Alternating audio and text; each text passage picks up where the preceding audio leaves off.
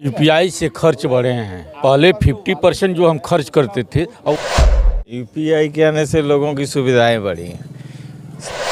बेटा कल संडे है, मंडे का बैंक खुलेगा, ट्रांसफ़र करेंगे, तब तक पता चलता है उससे प्लांटी लग जाती है फीस पे। तो ये सिलेक्ट 24 न्यूज़ में आपका स्वागत है। मैं हूं मोहम्मद सादिक। अभी मैं मौजूद हूं सीवान के डीएवी हाई स्कूल के पास।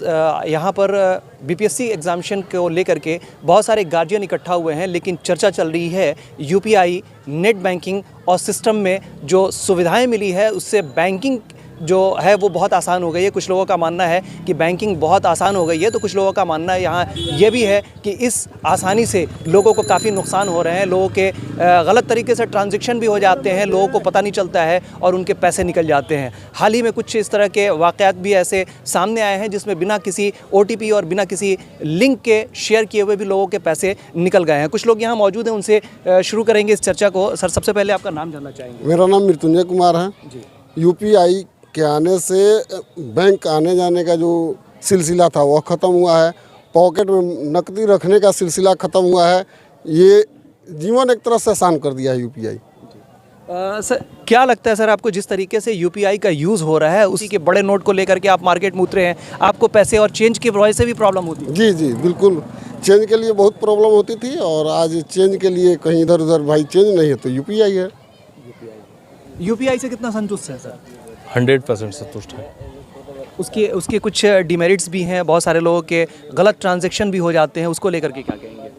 इससे तो दुखी सब लोग रहते हैं भाई कि गलत तरीके से पैसे अगर किसी के नुकसान हो जाए तो हैंकर लोग होते हैं जो गलत तरीके से यूज़ करके और पैसे बर्बाद कर देते हैं, लोगों को पैसे ले लेते हैं। सर, यूपीआई जिस तरीके से लोगों की ज़िंदगी को आसान बना दिया है, क्या लगता है उससे फ़ायदा ज़्यादा है या नुकसान ज़्यादा है? देखिए, इसके दो पहलू हैं, उसका प्लस भी है, उसका माइनस भी है। प्लस की हम बात करें तो हमारा जो टाइम है वो सेव होता है। जैसे कि हमारा बच्चा बाहर पढ़ रहा है, हम यहाँ पे हैं, उसके पास पैसे नहीं है, उसका फ़ोन है अचानक, पापा पैसे नहीं है, कल फ़ीस जमा करना है।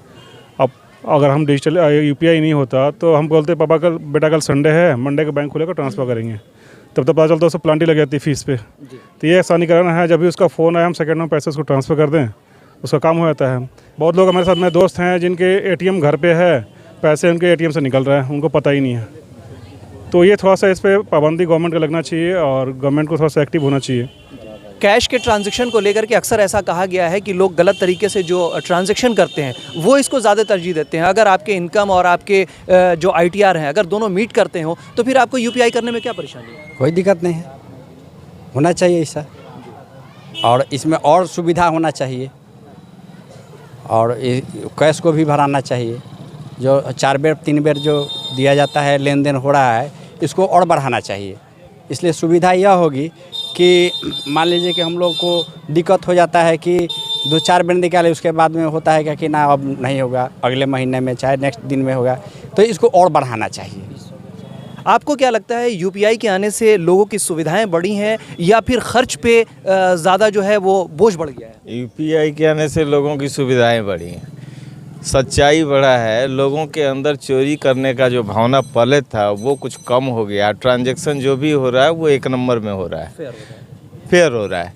अब रहा कि जो उन्होंने कहा कि इस तरह का डिजिटल जब भी होगा तो थोड़ा बहुत जब शुरू में हो तो वहाँ कुछ ना कुछ तो लूफाल रहता ही है। तो वो लूफाल जिस दिन ख़त्म हो जाएगा, इस तरह का कोई भी प्रॉब्लम नहीं रहेगा और सारे लोग ठीक ठाक रहेंगे। कोई किसी का ट्रांजैक्शन गलत नहीं होगा, किसी के ट्रांजैक्शन में इधर से उधर कुछ नहीं होगा, किसी के साथ बेईमानी नहीं होगा, किसी का पैसा इधर से उधर नहीं जाएगा। सबसे बड़ी बात है कि इस देश में डिजिटलीकरण में पैसा 1 नंबर हो रहा है।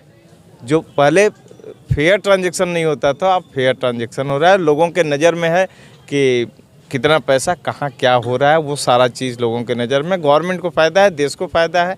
आपके पैसे से देश को जो लाभ मिलने वाला है वो देश को लाभ मिल रहा है। तो ये मान के चला जाए कि नोटबंदी जैसी जो समस्याएं लोगों में उत्पन्न हुई थी, अगर ये डिजिटल पेमेंट के द्वारा जो सिस्टम चलाया गया है, लोगों को अब इससे डरने की ज़रूरत नहीं है। बहुत बढ़िया हुआ है, बहुत बढ़िया हुआ। 100% इसकी मार्क्स देनी चाहिए, 100%। 10 CGP इसको मार्क्स दे सकते हैं आप। ये जो हुआ है इसको 10 CGP आप दे सकते हैं। खर्च की लिमिट जो थी, पहले कैश अगर नहीं होते थे तो लोगों के रुक जाते थे, अब तो यूपीआई ने आसान कर दिया है। अब आप कोई बहाना भी नहीं कर सकते। यूपीआई से खर्च बढ़े हैं। पहले 50% जो हम खर्च करते थे और वो 90% हो गए हैं। यूपीआई से खर्च बढ़े हैं, फिजूल खर्ची भी बढ़ी है। अगर इससे लाभ है तो इसकी डिसएडवांटेज भी है।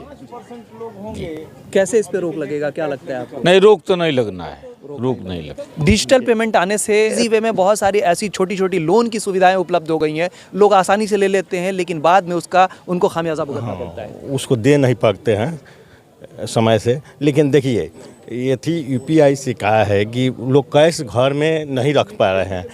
बात कभी कभी पड़ जाती है कैश का, जैसे हॉस्पिटल का आकस्मिक दुर्घटना का, तो हॉस्पिटल वाले थी डिजिटल पेमेंट नहीं ले पाते हैं, वो कैसे मांगते हैं। तो वहाँ के दुकानदार भी लोग की परेशानी बढ़ जाती है कि भाई हमसे ट्रांजैक्शन ले लो, आप कैश दे दो, कैश दे दो। कोई 500 देता है, 1000 रुपये देता है, इससे फीस भरना पड़ता है। यही तो प्रॉब्लम है, और तो सब ठीक है। हमें 500 रुपये की अभी सडन अगर कैश की ज़रूरत पड़ जाती है और हम इधर उधर भटकते हैं, किसी दुकानदार के पास जाते हैं कि मुझे 500 रुपया यूपीआई लेके आप कैश दे दीजिए, तो वो चार्जेस पे करते हैं। उनका कहना होता है कि आप 500 के जगह 510 रुपया दें, 520 रुपया दें। तो पैसे का नुकसान तो हो रहा है ना। हाँ, ये तो हो रहा है, लेकिन बेनिफिट तो हो रहा है। मान लीजिए मुझे 500 रुपये की आवश्यकता है, तो 10 रुपया अगर लग जाता है, लेकिन मेरा स्वास्थ्य और शरीर ठीक रहता है, तो इससे फ़ायदा भी तो है, बेनिफिट भी तो है। यहाँ डिजिटल पेमेंट को लेकर के लोगों की अलग अलग राय है। लोग अपनी अपने हिसाब से अपनी अपनी बातों को रख रहे हैं। यकीनन डिजिटल पेमेंट के आने से लोगों को सुविधाएं मिलनी शुरू हो गई हैं, लेकिन उसके कई एक पहलू हैं। पहला पहलू ये है कि लोगों को जहाँ सुविधा मिला है, तो वहीं दूसरी तरफ उसका खामियाजा भी भुगतना पड़ रहा है। हालांकि सुविधाएं ज़्यादा हैं, खामियाजा कम है। पहला नुकसान तो ये है कि लोगों के गलत ट्रांजैक्शन हो जाते हैं और लोग साइबर क्राइम से ले करके और थाने के चक्कर और बैंक के चक्कर लगाते हैं, जिससे वो अक्सर परेशान दिखते हैं। अक्सर ये केस सामने भी आता है। लेकिन वहीं दूसरी तरफ लोगों को फ़ायदा ये है कि कैश को ले करके जो घूमते थे मार्केट में और उनकी पॉकेट मारी हो जाती थी, अब उससे भी लोगों को राहत मिलने लगी है। अब किसी भी तरीके से कैश को इधर से उधर ट्रांजैक्शन करने के लिए ले करके घूमने की ज़रूरत नहीं पड़ती है। आपकी भी राय जानना चाहेंगे कि आपको इस डिजिटल पेमेंट और पहले के जो कैश के सिस्टम थे, दोनों में कौन से बेहतर लगते हैं, और आपकी अपनी क्या राय है। आप भी हमें कमेंट सेक्शन में जाकर के अपनी राय और कमेंट्स दे सकते हैं। तमाम बड़ी खबरों के लिए बने रहे हमारे यूट्यूब चैनल Select24 न्यूज़ को लाइक, सब्सक्राइब, शेयर ज़रूर करें। साथ ही हमारे फेसबुक पेज को भी लाइक, शेयर, कमेंट करना ना भूलें और हमारे वेबसाइट www.select24news.in पर विजिट ज़रूर करें। सरदर्द, मिर्गी, नशा, भूलने की बीमारी, अत्यधिक गुस्सा आना, घबराहट एवं नस की समस्याओं से अगर आप भी हैं परेशान, तो मिलिए शहर के मशहूर साइकाट्रिस्ट डॉक्टर पंकज कुमार गुप्ता से। हमारा पता है डॉक्टर रामाजी चौधरी से 100 कदम पूरब, doctors colony, Bahadiya road, Siwan. संपर्क नंबर 85 399 43 151। अब आपके शहर सिवान के लक्ष्मीपुर में भरपूर सुविधाओं के साथ hotel select and marriage hall. आपको बता दें 20 अक्टूबर से भारी डिस्काउंट के साथ बुकिंग शुरू है। इसमें आपको मिलेगा फुल्ली एयर कंडीशन, साथ ही बुकिंग के साथ टेंट का सारा सामान जैसे बर्तन और चूल्हा बिल्कुल फ्री। जल्द ही किसी कार्यक्रम को अच्छे वातावरण में करने के लिए बुक करें hotel select and marriage hall. हमारा पता है लक्ष्मीपुर, सिसवन ढाला, सिवान। हमारा संपर्क नंबर है 8797327330। एक बार जरूर पहुंचे और इस भारी डिस्काउंट का लाभ जरूर उठाएं।